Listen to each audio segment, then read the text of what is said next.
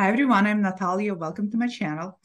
Today I'll be sharing with you books I shared in my first video that I did on books that I have read and share with you what my thoughts are on them now that I have read them. And then the next 7 books I plan to read.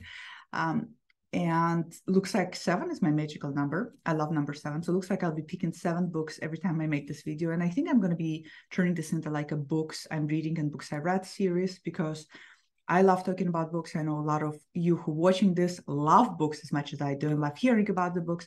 So I think this is a win-win for me and win-win for all of you. So let's get cracking talking about the books. Last time I shared with you that I just read Rick Rubin. What is it? I always forget the name. It's The Creative Art of Being, something like that, which I loved. I also read 2 Camilla's recent books on Andromalias and Cross, which I also loved. And I started reading Jodorowsky and True Grimoire. So I'm going to give you my thoughts on what I think about these books now that I finished them.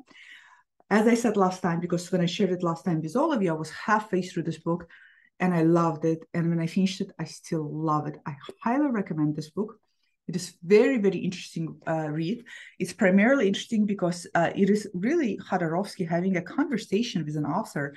So it's an interview style of format. And that type of style is always interesting to read, at least for me. So I highly, highly recommend it. It's very fascinating.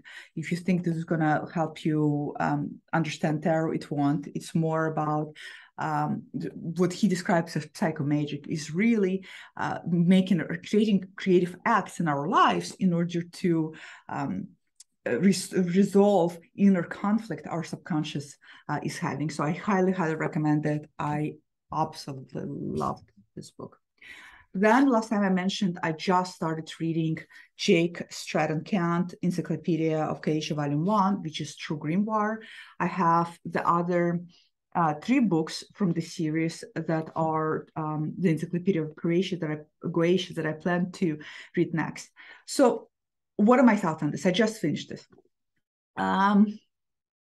Okay, first of all, this is my first grimoire ever. I have never read a grimoire before this. So I didn't know what to expect. I didn't know how it was going to be written. As I mentioned before, I was afraid that it might not be readable or digestible because occult publishers such as Scarlet Imprint, Antecima Publishing, some other types of publications that focus on occult books, sometimes they have authors that are hard to digest. For example, Peter Gray books, Apocalyptic Witchcraft, went over my head. It's too, I'm not there yet. Let's just put it that way. So I was afraid this book is going to be written in a way where it would be difficult for me personally to digest, but no, very, very accessible. So that's a good thing. The cover is also very, very sexy. That's a good thing. It was beautiful to hold. Just overall, Scarlet Imprint, you can't go wrong. The books are expensive, but boy, what a beautiful, beautiful, beautiful respect and honors they give to books. And anybody who loves books will love the quality of the paper and typography. I mean, for me, this is like eye candy. So what do I think about True Grimoire? This was interesting. Jake does a great job in the beginning going into different versions and interpretation of the grimoire, French and German, what was omitted, what were he thinks were issues. And then he goes into depiction of the True Grimoire that's broken down into 3 parts, introduction, and then there is demonic sigils and the, what do you call it?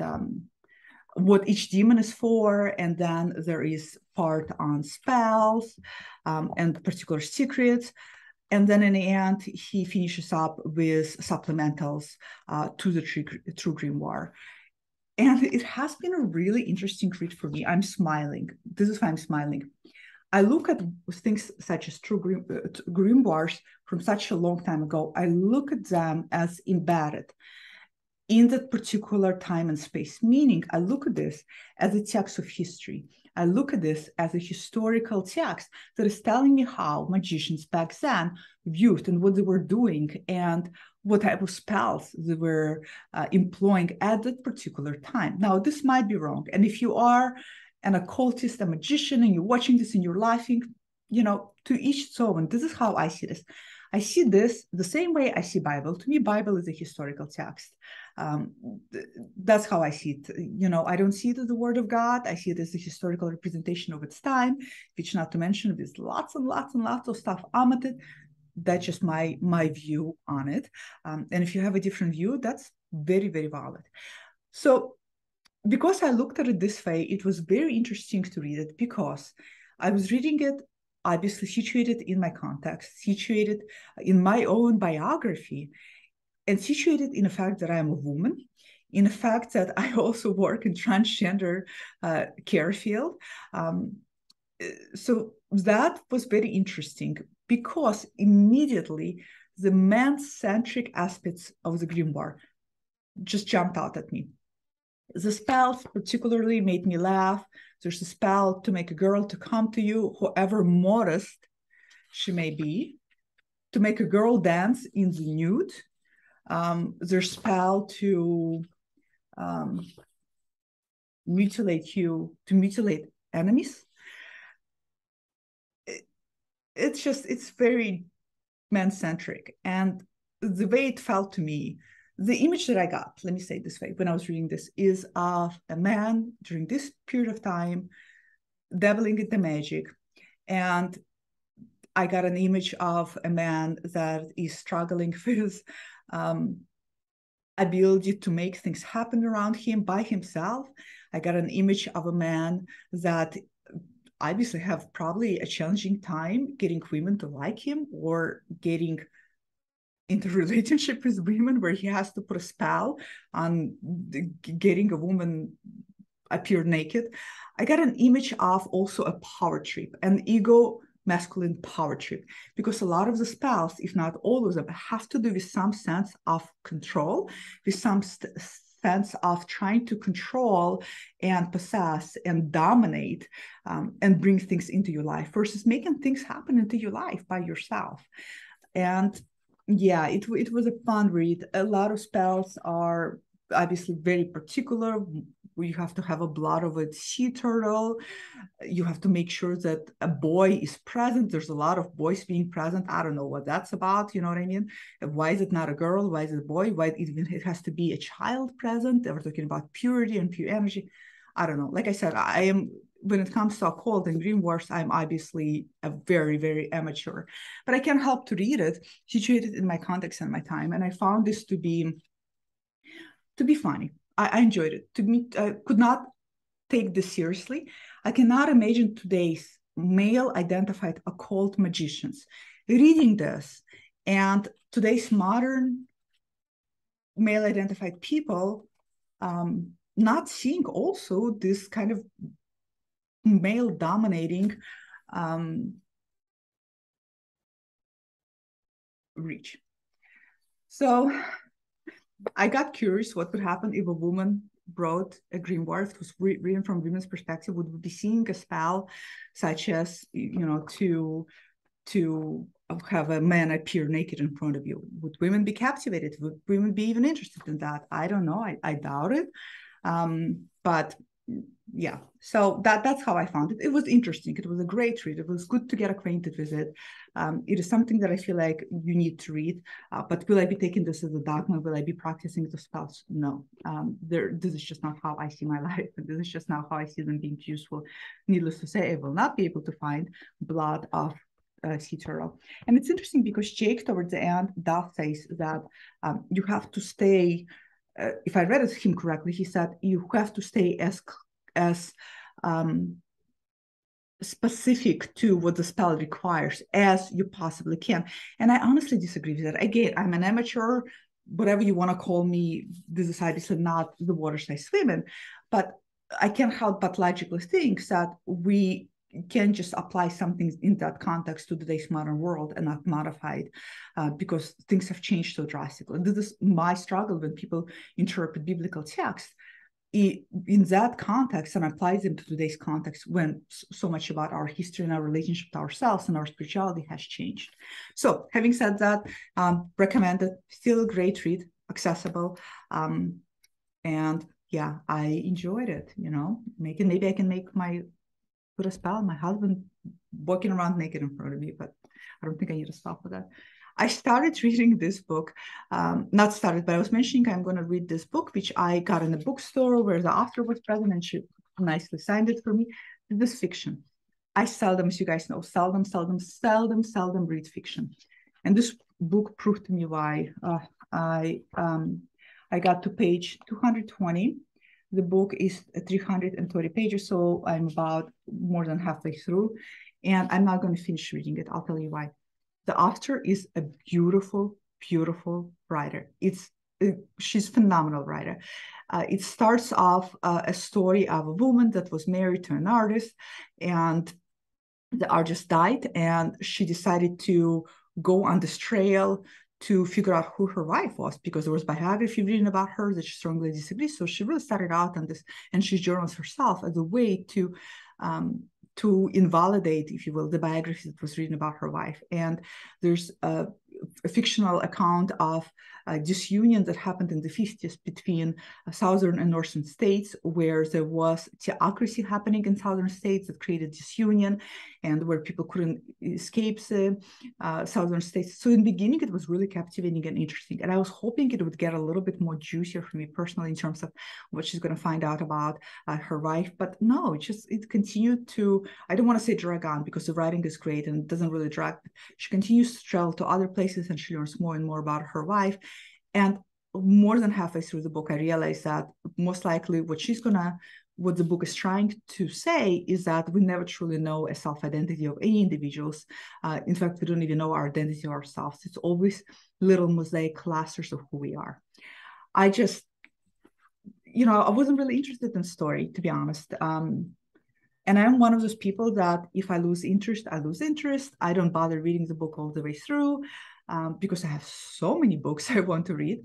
So I told David, I can't, I'm not going to stop it. And he said, well, sometimes when I commit to a book, I make a commitment to the book forever.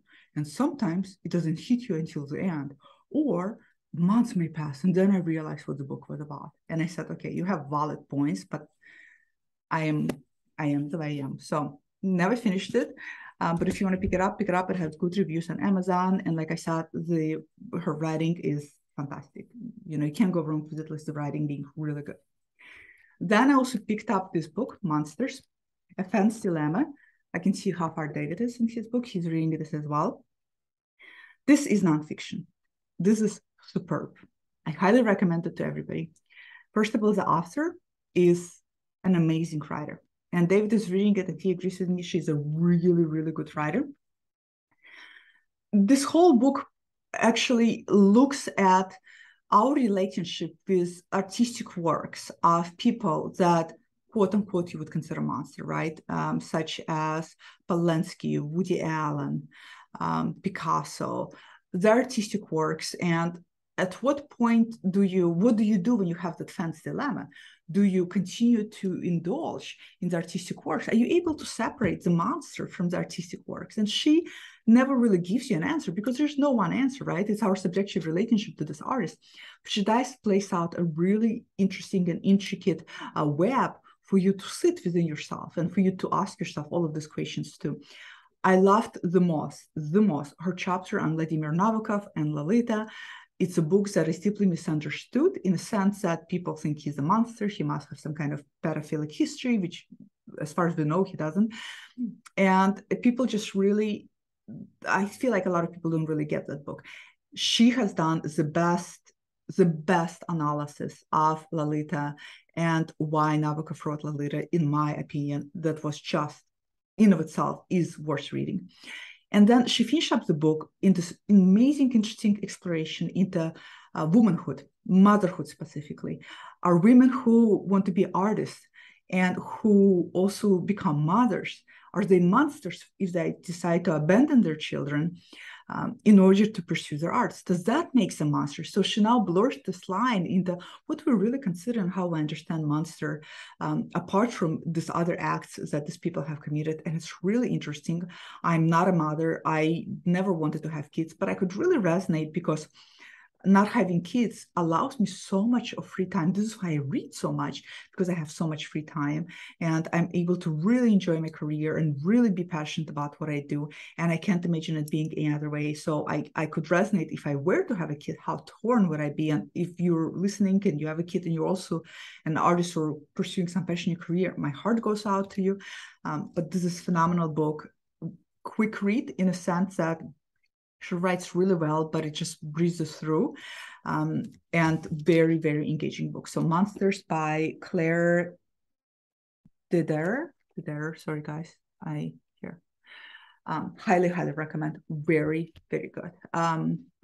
What else did I want to say about this book? She has two other books. I want to pick up one of her books by this author because she's just such a good writer. Did I want to say something else about the book? No, this is highly, highly recommend. Okay, now I'm going to go over 7 books that I plan to read. And in the next video, I'll tell you what I think about it. So I'm going to continue with my exploration and dive into demonology by Jake Stratton-Kent also, because we can't go wrong. I mean, this man, my understanding is that he's like the geek when it comes to Goetia. And this is Pandemonium. This is not Scarlet imprint. You can get it on Amazon. And I'm just going to continue with this and see how it goes before I get into his other encyclopedia of Goetia. Then I'm reading something easy breezy.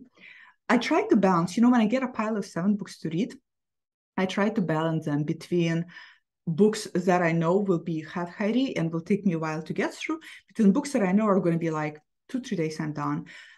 Because there's some books that I can read really, really fast. And I think when you especially come from the academia, or you read a lot of academia, you tend to have that muscle in your brain massaged. So some texts that are written in an academic language can go very swiftly for you. So this was recommended by a friend of mine, and I'm really looking forward to it. This is called Witches of America by Alex Marr.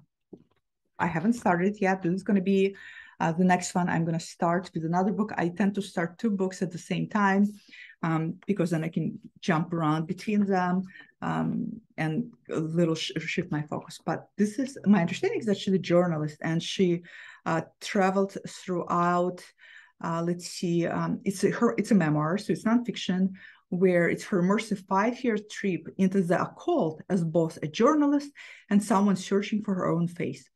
So she explores modern paganism from its roots in the 50s England to its present-day American Mecca in the San Francisco Bay Area, from a gathering of more than 1,000 witches in the Illinois woods to the New Orleans branch of one of the world's most influential magical societies. Oh, I mean, this sounds yummy already, right? So if you have read this, let me know. If you haven't read it and you want to read it with me, pick it up and then we can next time with you, maybe you can do a video about you having read it, or you can watch my next video about having read it and you can agree or disagree how you feel about the book versus how I feel about the book. Next one that I'm going to start today. So those of you who love to read books, don't you love the most favorite thing about book reading is starting a new book? Forget chocolate, forget, I don't know, cheese, wine. It's starting the book for me. Oh my God, the feeling, it's the best feeling in the world. So this one I have seen mentioned by a few people. I've seen this mentioned by Tiara May, the amazing Tiara May, is the creator of Ritual Tarot, which is my top 3 tarot decks ever.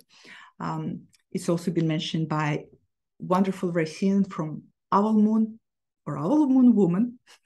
I really need to look it up and be consistent with her channel name, but you guys know who I'm talking about. It's called Satanic Feminism. The cover is very yummy. And this is supposed to be academic exploration into women and witchcraft and women throughout the history, at least my understanding is. My friend started reading it and she already loves it. So this can be my next. If you read it, let me know.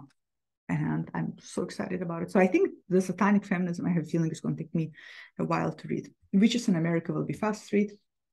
So next 4 books all have a pattern of a theme. I have recently purchased a second copy of this deck just so that I can have this. I was so resistant to purchase this just for this card because I was like, just for one card, literally, you're going to spend $95. And Tiara, unfortunately, doesn't make just the card by itself. And then she said that this edition without the titles is going to go away. And then she's going to have the one with borders and titles. And I just love this edition without the titles so much. And this card is everything. I think a lot of people who love this deck say exactly the same thing. This card is gorgeous. I really wish she's going to do a poster of this card. So long story short, I now have 2 editions, IH Mine in Black, of Ritual Tarot. And I'm very happy I do, because, like I said, this is my top 3 tarot decks. Amazing. So, long story short, I'm going kind of down into the horror Babylon / Lilith time path. Lilith for sure, and there will be a video on Lilith, and I'm have books on Lilith, and I'll share with you which books if I find any books that I think are really good, I'll share with you. But so anyways, I'm going down that road, right, of this dark feminine, and I've always been down the road of dark feminine. Dark feminine is the only energy that feels truly in alignment with how I see myself and how I see my energies. This one is going to be the next one on my list, The Red Goddess by Peter Gray. I really hope, Peter, I really hope this is not going to fly over my head like Apocalyptic Witchcraft did. I also was thinking of rereading Apocalyptic Witchcraft and wonder if it's going to actually not fly over my head now in retrospect. So this is going to be the next one I'm going to be exploring. If you read it, let me know what you think. And while we're talking on Scarlet Imprint, I also picked up, look at her.